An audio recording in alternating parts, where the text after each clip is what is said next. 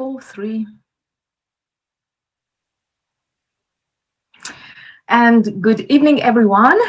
This is day one of the evening stream and the very last talk of today's. So since morning, we had teenagers who were buzzing in Discord and very, very busy in their teams, trying to figure out what problems they want to tackle in education. So this is the overarching theme that we're trying to solve. It's one of the most popular themes in the United Nations Sustainable Development Goals, something we all are really passionate about, and it will be very interesting to see by end of tomorrow what kind of ideas young people have. So I think by end of today, many of them have brainstormed. Some of them are looking into their personas. Some of them are already drafting their interview questions, and tomorrow they will be tasked in reaching out to their audiences and trying to understand what problems, what issues, what challenges they have, whether it's teachers or teenagers of their age group, or other people who might be struggling with education in times like now. And we've also had CyberDuck, who were obviously very busy mentoring and demystifying design thinking to all teams. And in addition to this, after lunch, we had Kate Calotte, who joined us to talk about the ethics, and she brought to light some of the really important topics that we are discussing in the space of ethics, including privacy, including facial recognition, racial biases, gender biases, and whatnot. So this was an introductory talk, and it will be available on our YouTube later on. And in the afternoon after this talk, we've had some further workshops in design thinking, and just now we are ready to end our first day. Well, it will end for us, but no doubt teenagers in Discord will still be busy working on their projects, and that's always very, very exciting. So on this call with me, we have a really, really inspiring speaker, an incredible young lady who is one of the youngest, I would say, a DeepMind, a young researcher based in Paris, but her journey actually begins from Romania. And so what we will do is, first of all, Miruna, say hi, just very, very briefly, just so that we can acknowledge you and we can say hi to you on this call. How are you today? Hi, everyone. I'm really good. I'm really excited to be part of this. And thank you very much, Elena, for inviting me. Fantastic. And are you at the moment in Paris or in Romania? I'm actually in Romania. I'm still here. I came for the festive season and I'm still here. Oh, that's brilliant, brilliant. And so that's fantastic to know. And is the situation in Romania more or less stable, or is it like in Europe? It's becoming a bit more stable, to be a bit more stable lately. So let's hope for the best. But yeah, definitely. Okay, so we are going to play your talk first, and then we will have you back for a Q&A. So Harv, whenever you're ready, let's play that talk.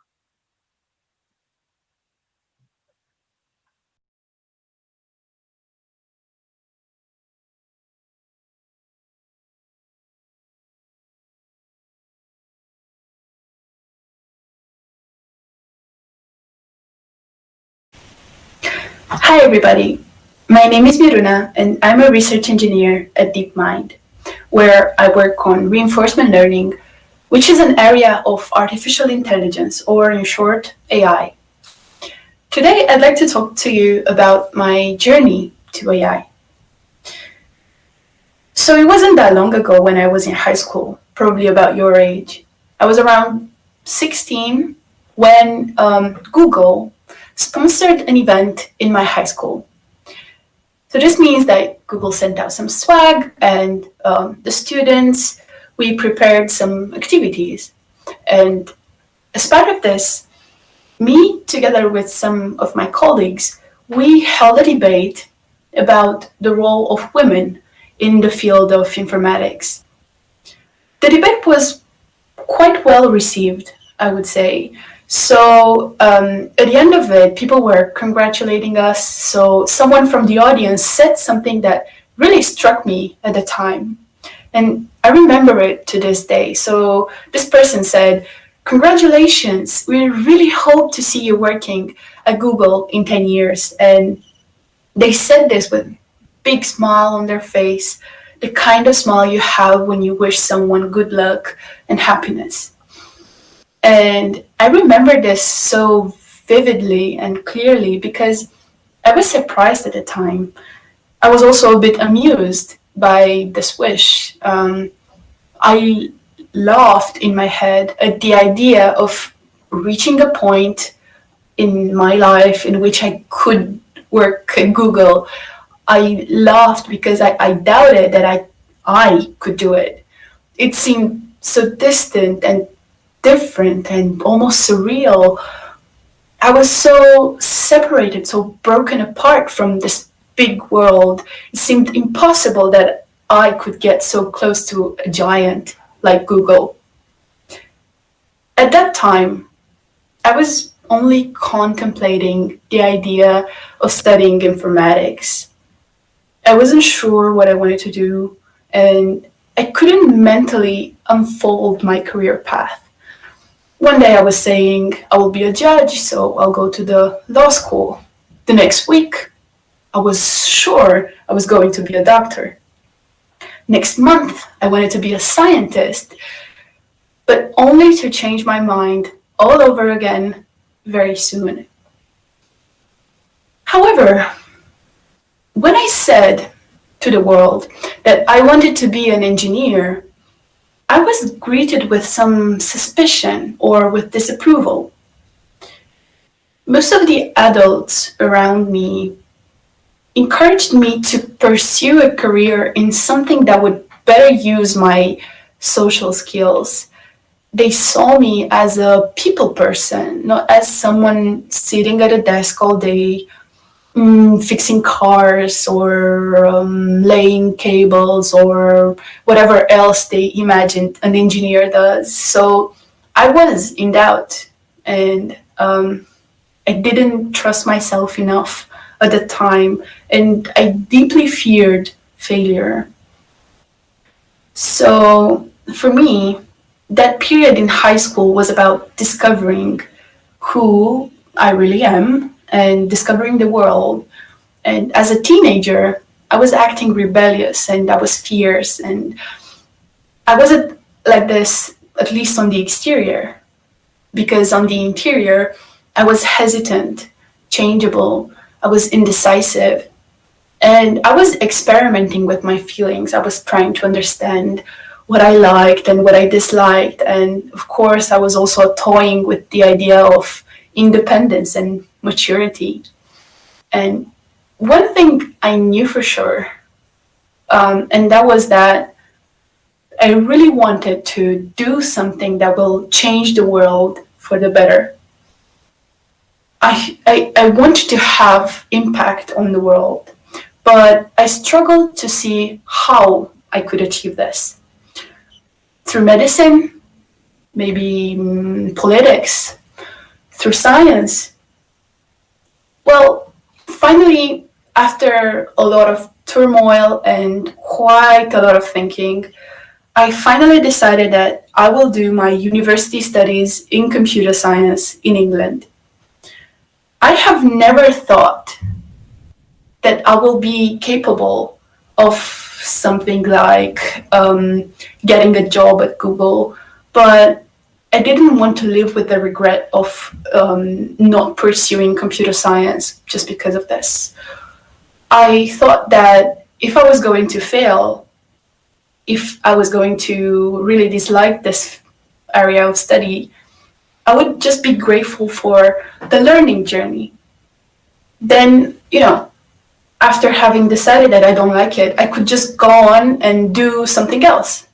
But, guess what? 3 years later, I was doing an internship at Google in Zurich. And I worked with a team in Google Search, and I met lots of interns coming from everywhere around the world. it was simply an awesome experience. But when it happened, I couldn't believe it, because I remembered how I thought with all my heart that this was simply impossible when I was in high school, and how strange was this idea for me in high school. And then there I was doing it. And not only that, I kept this fear of failure. This never left me. So I felt in some way that I was always behind my colleagues. So in university, I worked very hard. And 1 year after the Google internship, I actually finished the University of Manchester in the UK as the top student and the winner of a very prestigious prize and a Kilburn medal. So I was very surprised at that too, I'm going to be honest. But 1 year after that, I got accepted somehow to Cambridge. I did a master there in language processing and in artificial intelligence. And once again, this was a fantastic experience for which I am very, very grateful. Now, immediately after my master's, I got my first job at DeepMind, and I moved from Cambridge to Paris. DeepMind is a company which was acquired by Google in 2010, and its mission is to do some very thorough research to solve artificial intelligence, so to create general artificial intelligence. And you can imagine how excited I was to be working with world-class research scientists on such an ambitious goal. But, I quickly presented one accomplishment after another like it was a given. And that is definitely not the point I want to make. I definitely struggled, and it definitely was not meant, this story was not meant to be perceived as all rosy and cheerful. It was challenging, but in the end, what matters is the journey, the learning process undergone to become the person I am today, and I'm very grateful for that process rather than the accomplishments. Reflecting a bit on my past, when I decided to get involved in computer science and then in AI, I didn't really know if AI was going to be the answer to my impact question, if AI was going to enable me to have the biggest impact and the biggest change in the world for the better. But now I know it for sure. And I want to draw your attention that AI does not equate to doing computer science.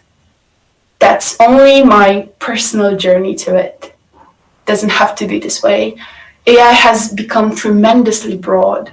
And apart from the AI practitioners who build AI powered by tools or products,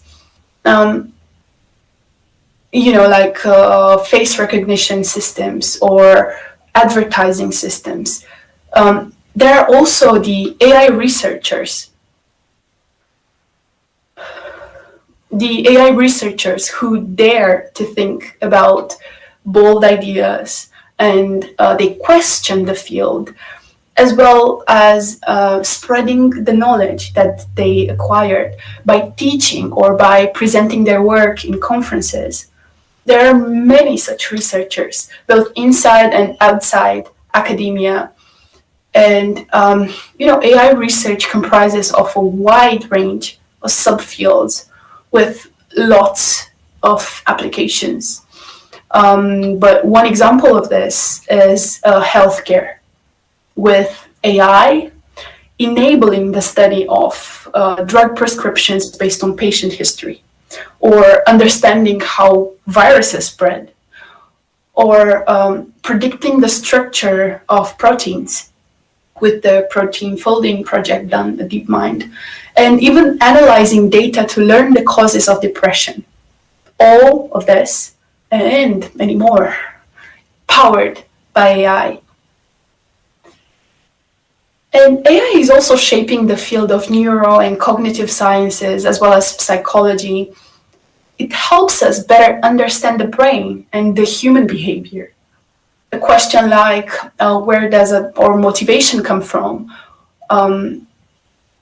has been studied extensively in rodents with AI algorithms, and in particular with reinforcement learning algorithms. So you see, AI is not limited to only engineering or software design or building systems that are only related to code or to computer science. On the contrary, I think AI really favors interdisciplinarity. And in the future, I believe that people from very different fields will work together to empower AI. For instance, there's this new initiative, a subfield called AI for social good, in which social scientists think about very important questions of ethics and society and how we should allocate resources, for instance, or how we should combat pollution or global warming and what makes AI fair.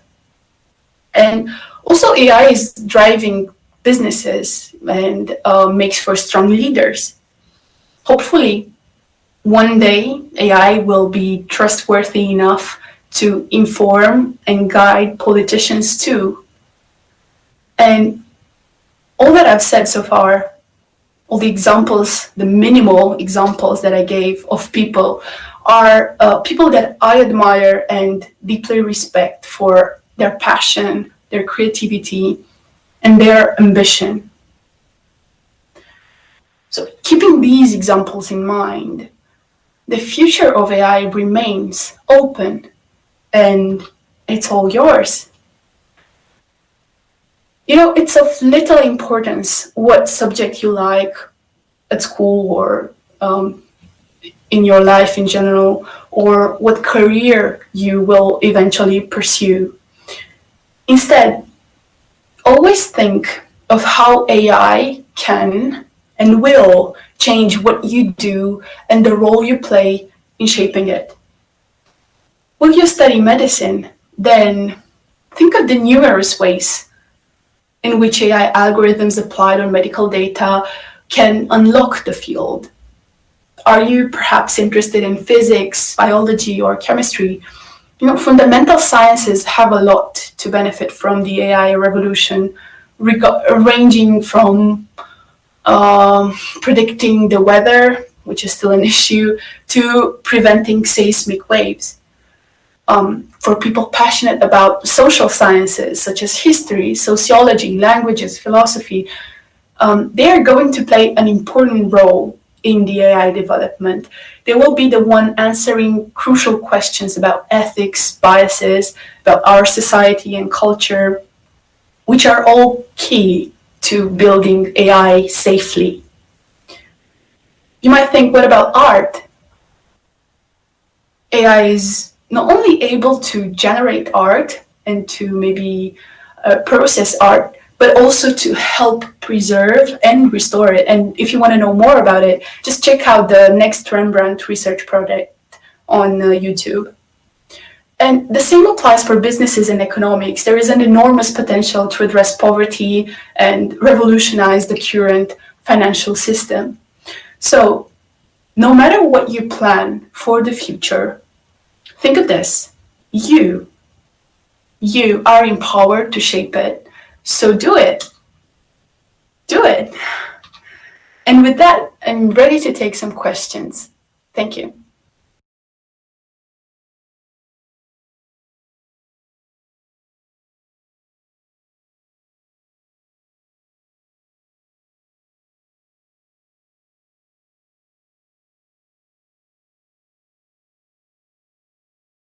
Miruna have the most incredible story. So I heard Miruna's story live in Paris back in March 2020. This was the last face-to-face hackathon we ran.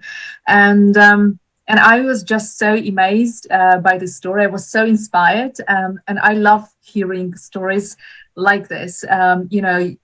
Young people who come from some of the most unknown, areas in the world, and then they get to that place where, being one of the youngest researchers, and I think it was her first job as well at DeepMind, I just thought I really wanted to bring you the story, because if Miruna can do it, you can do it as well. And so I wanted to bring Miruna back here now on the call. So Miruna, we do have some questions for you. As usual, I will probably kickstart those questions, and let's see where that takes us. I also have on this call Andrea, who is also from Romania.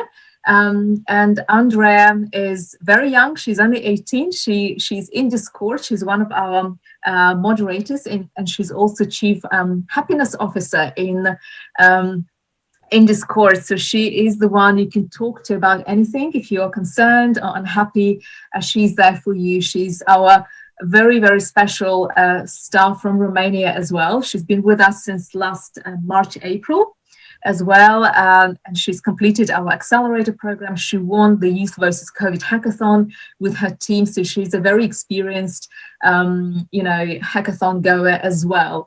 So she is here with us because she's also from Romania, and I know she's been dying to meet Miruna, and I wanted to give her this opportunity to do this. She obviously didn't know that Miruna is at the moment in Romania, so it's much easier for Andrea to meet Miruna.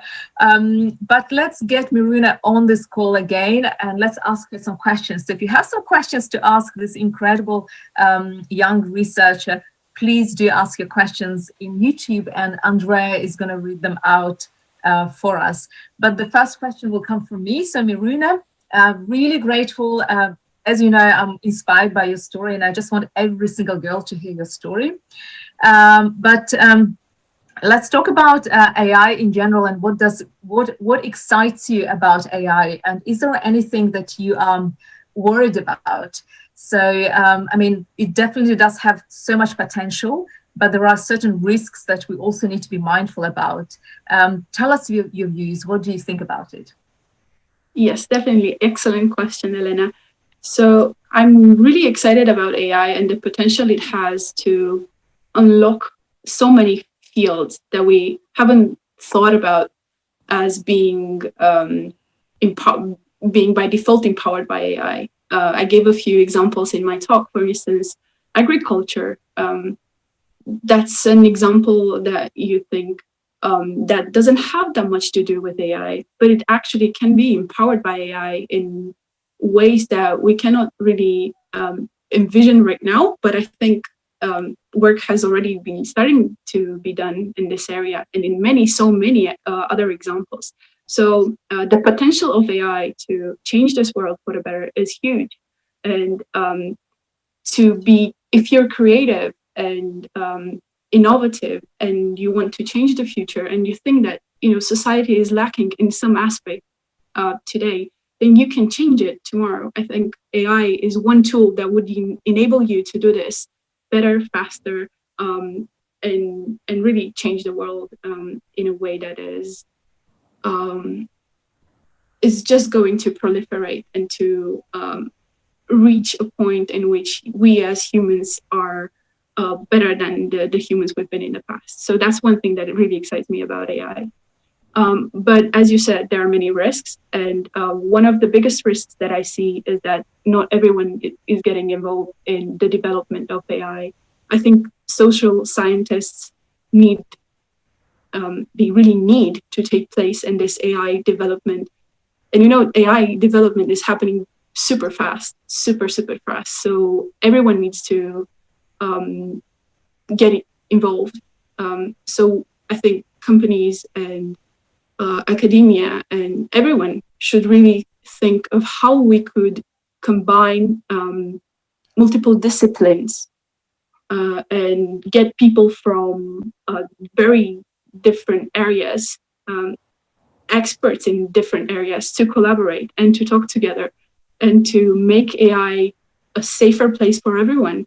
So this could only be if people collaborate together in every aspect of diversity, if I can add, yeah. So I think that's one thing that is really important for the development of AI. Perfect. That's exciting. And so tell me, where do you see AI making the most impact in, let's say, 5 years from now? Oh, that's a difficult question. I think it will definitely change the world in the way we approach, I think, communication, and we manage to maybe do advertising things, or I think also the healthcare system has a huge potential. I cannot really pick just one. I have now like 100 examples that are just, there's so many areas in which right now there is AI developed cutting edge technology. So it's really hard to point to one thing, but maybe healthcare would be one of them. Also, given this current situation with the pandemic and everything. Definitely. And I think DeepMind has recently had some really very exciting stuff happening with research, affecting biology. Can you tell us a little bit more about it? Yes, definitely. That's a project developed called AlphaFold. So that's about predicting the structure of proteins. So that's a huge advancement in the field of protein prediction and in biology, and this will definitely affect and have a huge impact, as I said, on how people do experiments, or how people in academia use this kind of tool to advance research and to advance medicine and so on. So this was a huge leap forward. Yeah, amazing.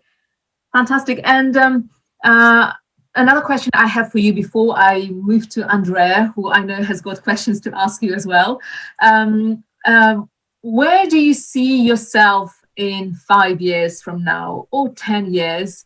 Usually I ask a question, what advice would you give to your younger self? But I can't really ask you that question. You're too young to ask this question. Some, 10, 15 years later, I will ask you this question again. But right now, I want to know, where do you see yourself in, 5 to 10 years from now? So I think in 5 years from now, I don't really know. I might just be a DeepMind, or I might be doing a PhD. I'm not quite sure. But in 10 years, I hope that I will return to Romania to do some AI development here that is specific to Romania. I think Romania, which is my home country, has several issues that could be very well addressed with AI. So I really hope to come back and contribute to that more too. That's amazing.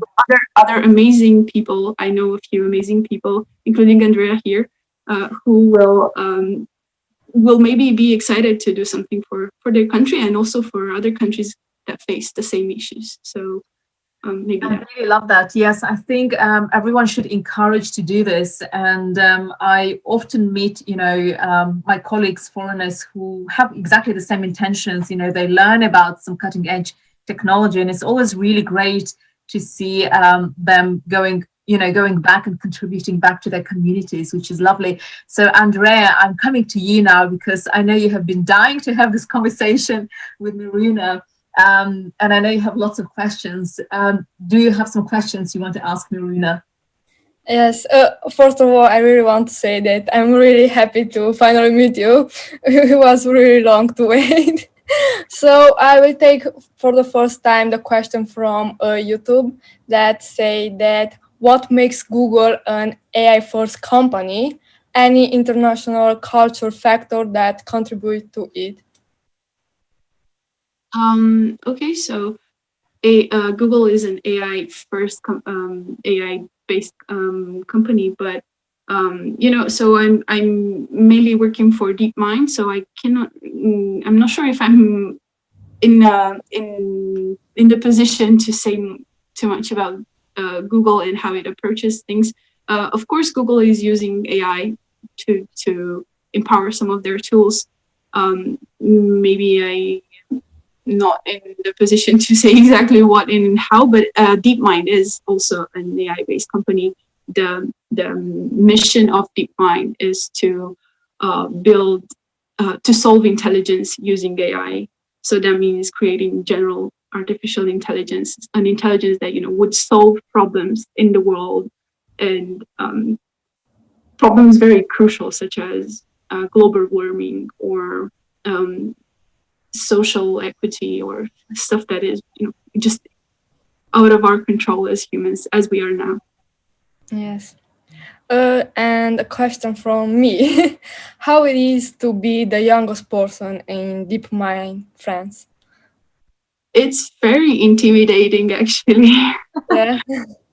It's not as in this. So there are good parts and bad parts. Maybe the good part is that you feel like if you're making some mistakes or you're asking lots of questions and playing the curious person in the group, you will be forgiven if you do mistakes, because you're the youngest, so you definitely know the least, maybe, so you can just play a bit with things. And sometimes the question you ask as the youngest person are actually very interesting, because you're questioning the basics, you're questioning the fundamentals. So it's not that bad to be the youngest, or whatever other quality you might attribute to yourself. I'm the X.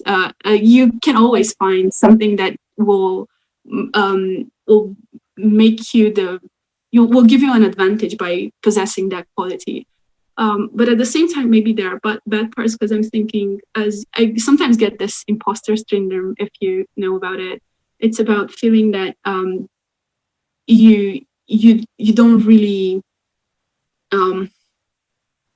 maybe have the same skills as everyone else in the group, or so you doubt yourself a lot more, or think you're not good enough, which is not really great. But at the same time, if you can use that feeling to fuel your desire to learn more, or to do more, or to become more ambitious, instead of thinking, oh, but I cannot really live to the expectations that other people, don't think about the expectations of others, think of where you want to be. So and use that to propulsate you to become better. So I guess being the youngest, I'd say, has more advantages than disadvantages. That's great. So if you'll be to describe in one word your whole journey, what will be and why? Wow, that's a very difficult question. That's a Questions, Andrea. yes. So my journey to AI in just one word. Oh my. It must have been about learning. But it's not really, learning is not really describing the journey. The journey was, I think it was curious. So maybe if there is one word, I'd say curious. But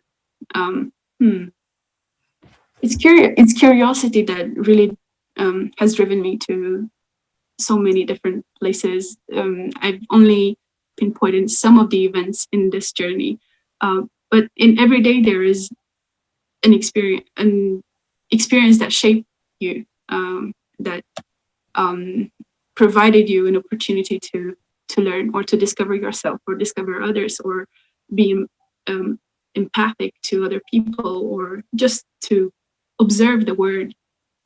Sorry. So I think keeping this curiosity stable throughout the journey was really important and definitory for the journey.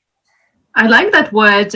We actually heard that word already this morning from Annette, because when I asked you what are the top, 3 qualities, or the advice you would offer to the teenagers, one of the advice she offered was to remain curious. So it's curiosity, tenacity, some of the skills that she mentioned. Amazing. Yes, so it's like a validation. So it's great. Andrea, do you have another question to ask? Just the part on how did you know that tech is really your passion and you do not want to go on another side of field? Yeah, that's also a difficult question, but you never know for sure. I think when you are on the journey, you never know if you're actually following the good path.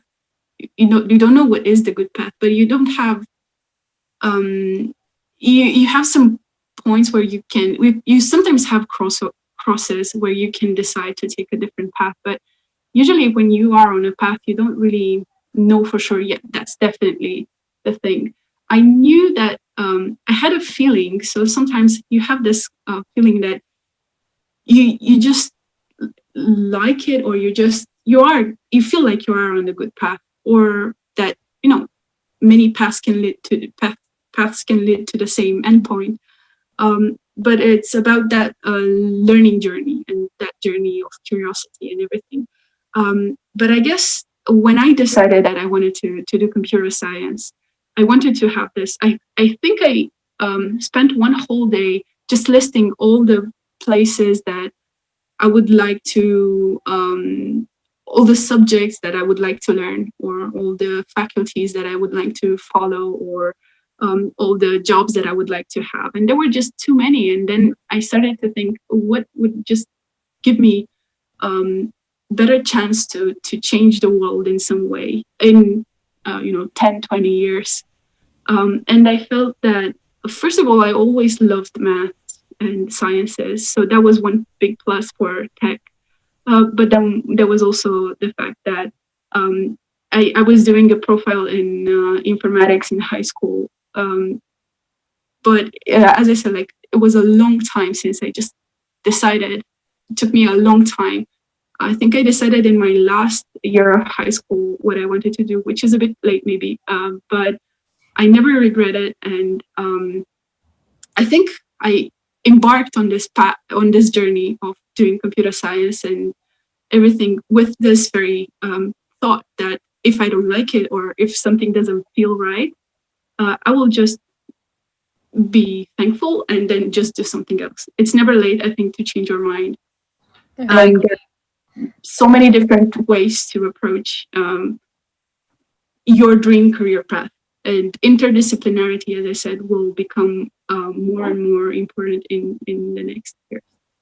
Absolutely. So, Miruna, as you know, here in the West, we have this shocking statistic, less than 20% of technologists are women, or programmers and computer scientists. Does that hold true for Romania? I'm not entirely sure about the statistics in Romania, but I can say that in my class in high school, which was a math informatics class, we were about 50-50. So that's great. That's great. But I know from my colleagues who studied computer science here in Romania, for instance, in Cluj or in Bucharest at the university, that number drops. So that number drops for the faculty. So somewhere between high school and university, a lot of girls decide not to continue with science, engineering, math, computer science, no matter.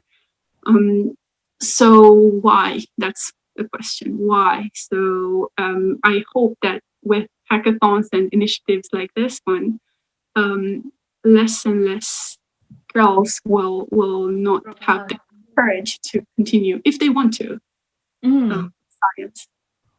So how do you think, what can we do in order to encourage more women to remain in the sciences and to remain in STEM? What else can we do apart from, hackathons and everything? I mean, I know from just speaking to some of my Romanian colleagues that the ratio is not as bad as in the West. Still, there is some way to go. But somehow I was told in Romania there are many more women embracing, technology, computer science careers. But still, what else should we do to encourage more women to really embrace careers in tech? Is there something we're missing? I know in the West, I'm seeing a lot of issues with education. I don't know what happens in Romania, but I know you guys definitely don't have an option to drop maths in the last couple of years of your studies. In this country, unfortunately, there is that very strange choice that is offered to young people. And I'm noticing a lot of girls in particular drop it because it's just the easiest one to drop and it's harder to do. But what can we do to encourage more women or underrepresented communities to really embrace tech? I think building the community around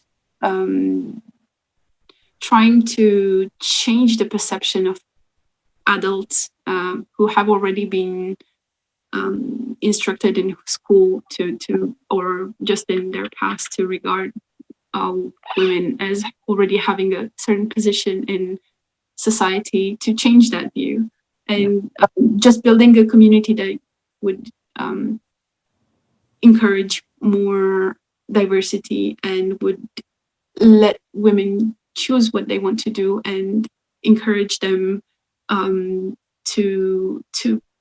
hold on to their dreams and just go past all the stereotypes. So it's also a cultural change inevitably, but we can build a community around the women and minorities to encourage them, I think, and also through education. If we could have something in school to change this view and form people to think more freely about people's choices and encourage women to do science or do whatever they want to do, but just not be blocked by any stereotype or cultural trait, then that would be awesome. Yeah, I agree with you. Well, thank you so much, Miruna, for your time. It was a real pleasure hosting you here with us, having you, and we definitely would love to replay your talk in future hackathons as well, because it's hugely inspiring, and your story, as I have said it since March 2020 when I met you in person, will really, really inspire so many girls into AI and into STEM. So I'm very grateful for your time. Okay, Andrea, thank you. Thank you so much for joining me as well. I hope you enjoyed. I know you will be having another call with Miruna soon, because I know you want to organize a hack in Romania as well, and it's time. That would be very, really amazing to see this happen. But everyone else, thank you so much for joining us this evening. I hope you were inspired in the same way as I'm inspired by Miruna's story and her talk. And I will be seeing you back in Discord, and we have some more really exciting stories and amazing people who will come to inspire you. So stay tuned, and we'll be seeing you tomorrow. Thank you so much for tuning in today. Have a great evening. Take care.